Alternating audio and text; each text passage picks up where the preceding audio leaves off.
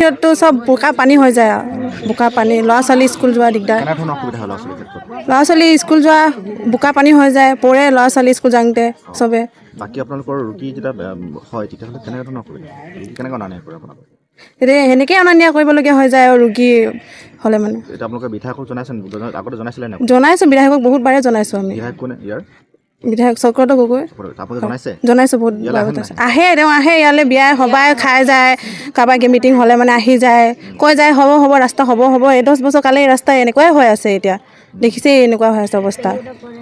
এতিয়া আকৌ ইলেকশ্যন আহিছে নিৰ্বাচন আহিছে হয় কি ক'ব বিচাৰিছে আমাকতো এনেকুৱা বিধায়ক নালাগে আৰু এতিয়া ইলেকশ্যন আহি আছে আৰু বেলেগ বিধায়ক দিলে হয় এনেকুৱা বিধায়ক নালাগে আৰু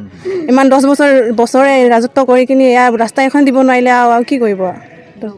আপোনালোকে ভোট দিছিলে নাই দিছোঁ চবকে ভোটটো দিছিলোঁ আমি তেওঁকে ভোট দিছিলোঁ আমি 10 বছৰ ভোট যেতিয়া ভোট আমিয়ে জিকোৱা হয় ন ৰাইজে আহি ভোট লৈ আহিছিলে তাৰপিছত তেনেকৈ